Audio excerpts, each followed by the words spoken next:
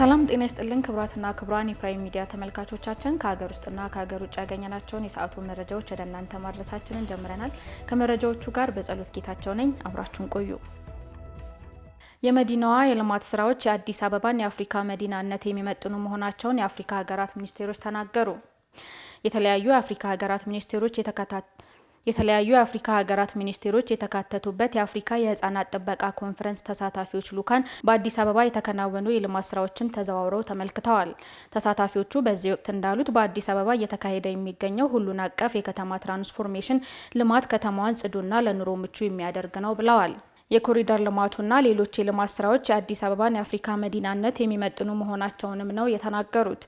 የልማት ስራው የህዝብ ተሳትፎንና ተጠቃሚነትን ያረጋገጠ በመሆኑ ለሌሎች የአፍሪካ ከተሞች በከተማ ልማት ረገድ ተሞክሮ የሚወሰድበት መሆኑንም አመላክተዋል። የተለያዩ ዩኒቨርሲቲዎች ተማሪዎቻቸውን እያስመረቁ ነው። ጅማ ዩኒቨርሲቲና አርሲ ዩኒቨርሲቲ፣ ሀረማያ፣ ሚዛን ቴፒ እንዲሁም ወራቢ ዩኒቨርሲቲዎች በተለያዩ የትምህርት መስኮች ያሰለጠኗቸውን ተማሪዎች እያስመረቁ ይገኛሉ። ዩኒቨርሲቲዎቹ በመጀመሪያና በሁለተኛ ዲግሪ እያስመረቁ ሲሆን በምረቃ ስነ ስርዓቱ ላይ ከፍተኛ የፌዴራልና የክልል እንዲሁም ታዋቂ ሳይንቲስቶች ተገኝተዋል። የጅማ ዩኒቨርሲቲ በተለያዩ የትምህርት ዘርፎች በመጀመሪያ ዲግሪ 2053 ተማሪዎች፣ በሁለተኛ ዲግሪ 992 ተማሪዎችና በሶስተኛ ዲግሪ 63 ተማሪዎችን ሲያስመርቅ የጠቅላይ ሚኒስትር ጽህፈት ቤት የካቢኔ ጉዳዮች ሚኒስቴርና የጅማ ዩኒቨርሲቲ ቦርድ ሰብሳቢ አለም ፀሐይ ጳውሎስ ተገኝተዋል። ዩኒቨርሲቲው ከተባበሩት አረብ ኤሚሬቶች ፋጢማ የጤና ሳይንስ ኮሌጅ ጋር በመተባበር በዓለም አቀፍ ደረጃ ያሰለጠናቸውን የመጀመሪያ ዙር ምሩቃን ማካተቱ ልዩ ያደርገዋል ተብሏል።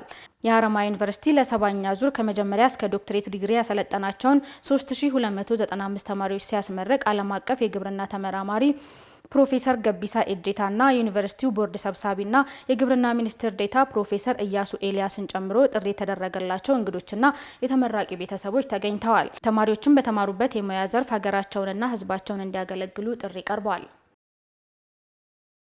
ኢትዮጵያ የአፍሪካን የጋራ ተጠቃሚነት የሚያረጋግጡ ፕሮጀክቶችን በማቀድ እየፈጸመች መሆኗ ተገለጸ።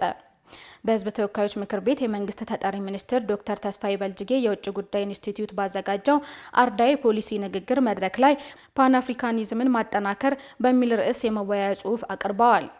ፓን አፍሪካኒዝም በ21ኛው ክፍለ ዘመን ተቋማዊ፣ ፖለቲካዊ፣ ማህበራዊና ኢኮኖሚያዊ ፈተናዎች እንዳሉበት ገልጸው አፍሪካዊ ችግሮች በአፍሪካ እውቀትና ጥበብ እንዲፈቱ የተጀመረው ጥረት ተስፋ ሰጪ መሆኑንም ተናግረዋል። አህጉራዊና ቀጠናዊ ትብብርን የሚፈጥሩ ፕሮጀክቶችን ማስፋፋት ዲፕሎማሲያዊ ግንኙነቶችን ለማጠናከርና ኢኮኖሚያዊ ትስስርን ለማፋጠን ያስችላል ያሉት ተጠሪ ሚኒስትሩ ኢትዮጵያ ምሳሌ የሚሆን ሚና እየተወጣች ነው ብለዋል። የኢትዮጵያ የፖለቲካ ፍልስፍና ተቀይሯል ያሉት ተጠሪ ሚኒስትሩ በሀገር በቀል የፖለቲካና ኢኮኖሚ ሪፎርም የአፍሪካን እሳቤ የሚያንጸባርቁ ለውጦች ተደርገዋል ብለዋል።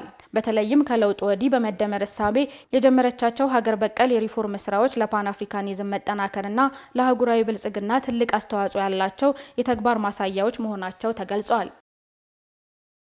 ብሔራዊ የትግበራ ስትራቴጂ አህጉራዊ ውህደትን ለማፋጠንና ሁሉን አቀፍ የንግድ እንቅስቃሴን ለማራመድ ግልጽ ፍኖተ ካርታን ያስቀመጠ መሆኑ ተገለጸ።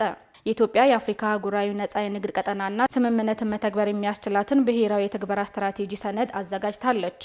ሰነዱ የንግድና ቀጠናዊ ትስስር ሚኒስቴር፣ የፖሊሲ ጥናት ኢንስቲትዩትና በተመድ የአፍሪካ ኢኮኖሚክ ኮሚሽን በጋራ የተዘጋጀ ሲሆን በሰነዱ ላይ የመጨረሻ ግብዓት ማሰባሰቢያ መድረክ በአዲስ አበባ ተካሂዷል። የንግድና ቀጠናዊ ትስስር ሚኒስትር ዶክተር ካሳሁን ጎፌ በዚህ ወቅት እንደገለጹት ኢትዮጵያ ለአህጉራዊ ኢኮኖሚ ውህደት እውን መሆን የድርሻዋን እየተወጣች ነው ብለዋል። ነጻ የንግድና ቀጠና ስምምነትን ተግባራዊ ለማድረግም የስትራቴጂው መዘጋጀት ትልቅ እርምጃ መሆኑን አንስተዋል። በአማራ ክልል ሰላምን ከማረጋገጥ ጎን ለጎን የህዝቡን ተጠቃሚነት ለማጎልበት የአመራሩ ሚና ሊጠናከር ይገባዋል ሲሉ ርዕሰ መስተዳድር አረጋ ከበደ ገለጹ። አርቆ ማየት አልቆ መስራት በሚል መሪ ሀሳብ በክልሉ አሻጋሪ እድገትና የልማት እቅድ ላይ ለክልሉ ከፍተኛ አመራሮች ለአንድ ሳምንት ሲሰጥ የቆየው ስልጠና ተጠናቋል። በስልጠናው ማጠቃለያ ላይ ርዕሰ መስተዳደሩ እንደገለጹት ክልሉ ያለውን እምቅ የመልማት አቅም ወደ ስኬት በመቀየር ህዝቡን የልማቱ ተጠቃሚ ለማድረግ አመራሩ ከመቼውም ጊዜ በላይ ተግቶ ሊሰራ ይገባል ብለዋል። አመራሩ ተቋምን በእውቀት በመምራት ለ25 ዓመታት የሚተገበረው የክልሉ የልማት እቅድ ፍኖተ ካርታን ውጤታማ ለማድረግ ተግባር ቀደም ሚናውን መወጣት አለበት ብለዋል። በቀጣይ በየደረጃው የሚገኘው አመራር እቅዱን ወደ ራሱ ወስዶ የዘርፉንና የተቋሙን ስትራቴጂክ እቅድ ከማዘጋጀት ጎን ለጎን የ90 ቀን እቅድ በማቀድ መተግበር እንደሚገባም ርዕሰ መስተዳድሩ አስገንዝበዋል። ክቡራን ተመልካቾቻችን እየተከታተላችሁ ያላችሁት የሰዓቱን መረጃዎቻችንን ነው። አሁን ደግሞ ከሀገር ውጭ ወዳገኘናቸው መረጃዎች እናልፋለን። አብራችሁን ቆዩ። ኢራን በቅድመ ሁኔታዎች ከእስራኤል ጋር ዲፕሎማሲያዊ ንግግር ለማድረግ ዝግጁ መሆኗን ገለጸች። 9ኛ ቀኑን በያዘው የኢራንና እስራኤል ጦርነት ተባብሶ የቀጠለ ሲሆን በትላንትናው ዕለት ደግሞ በጉዳዩ ላይ በጄኔቫ 3 ሰዓታትን የፈጀ ውይይት ተደርጓል። ከአውሮፓ አባል ሀገራት የውጭ ጉዳይ ሚኒስቴሮች ጋር በተደረገው ውይይት በአካል የተገኙት የኢራን የውጭ ጉዳይ ሚኒስትር አባስ አራግቼ ንግግር አድርገዋል። ሚኒስትሩ በንግግራቸው ኢራን ለዲፕሎማሲያዊ ንግግር ዝግጁ ናት፣ ያ የሚሆነው ግን እስራኤል የምትሰነዝረውን ጥቃት ስታቆም ብቻ ነው ብለዋል። የአውሮፓ የውጭ ጉዳይ ሚኒስቴሮች ኢራን ከአሜሪካ ጋር በኒውክሌር ጉዳይ ላይ የምታደርገው ውይይት መቀጠል አለበት ቢሉም ጦርነቱ እየተካሄደ መሆን እንደማይችል አባስ አራግቼ ተናግረዋል። ክቡራን ተመልካቾቻችን ለሰዓቱ ያዘጋጀናቸው የሰዓቱ መረጃዎች ይህን ይመስሉ ነበር። ስለተከታተላችሁ እናመሰግናለን። ቀሪ ፕራይም ሚዲያ ፕሮግራሞች ይቀጥላሉ። መልካም ቆይታ